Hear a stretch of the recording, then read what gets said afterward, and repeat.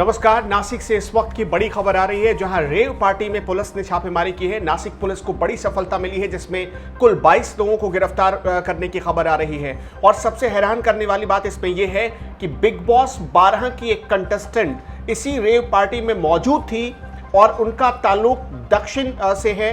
वो दक्षिण के एक राज्य की रहने वाली हैं और रेव पार्टी में वो मौजूद थी, उन्हें भी गिरफ्तार किया गया है। पुलिस के पास जो जानकारी आई या पुलिस को जब उनकी जानकारी मिली तो पुलिस भी हैरान रह गई। जो खबर आ रही है उसके मुताबिक मनोरंजन जगत की कई हस्तियां इस रेव पार्टी में मौजूद थी। 12 महिलाएं और 10 पुरुषों को गिरफ्तार किया गया है इस रेव पार्टी से। सबसे हैरान करने वाली बात यह है कि जिन 12 महिलाओं को गिरफ्तार किया गया है उनमें एक महिला ऐसी है जिनका कनेक्शन बिग बॉस 12 से है और कहा जा रहा है कि वो कंटेस्टेंट रह चुकी हैं, बहुत फेमस कंटेस्टेंट रह चुकी हैं।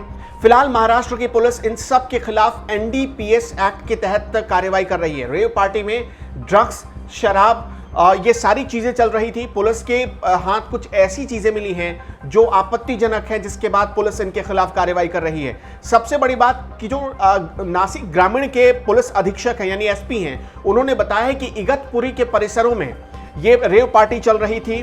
जो 2 विला स्काई ताज और स्काई लगून में ये पार्टी हो रही थी, वहां से इन सभी लोगों को गिरफ्तार किया गया है। छापेमारी के दौरान पुलिस के हाथ कुछ अहम जानकारियां मिली कि ये रेव पार्टी कोई पहली बार नहीं हुई थी, इससे पहले भी इस जगह पर रेव पार्टी हो चुकी थी। और सबसे बड़ी बात आप देखिए कि एक विला के इलाके में, एक विला में यहाँ पर पार्टी चल रही थी। लोग हुक्का पी रहे थे, मादक पदार्थों का सेवन कर रहे थे और यहाँ पर मनोरंजन जगत की कई हस्तियां मौजूद थी। कई लोग ऐसे मौजूद थे जिन्हें आप टीवी पर देखते हैं या फिर जिन्हें आपने टीवी पर कभी देखा है। फिलहाल जो नासिक के ग्रामीण एसपी हैं सचिन पाटिल, वो कार्रवाई कर रहे हैं इस पूरे मामले में। एनडीपीएस एक्ट के तहत मामला दर्ज किया गया। आप सबको बताएं कि नार्कोटिक्स एक्ट इसे कहा जाता है, जिसमें मादक पदार्थों के सेवन के सिलसिले में जो भी सजा होती है वो सजा दी जाती है और वो अधिकतम सजा 7 साल तक की हो सकती है। ये सब आप सब लोगों को पता होगा, क्योंकि रिया चक्रवर्ती केस में एनडीपीएस एक्ट लग चुका था और उसमें तब ये सारी जानकारियां सामने आई थी। अब फिलहाल इन सारे 22 लोगों के खिलाफ एनडीपीएस एक्ट के तहत एफआईआर दर्ज हुआ है और पुलिस इन सभी को गिरफ्तार कर चुकी है।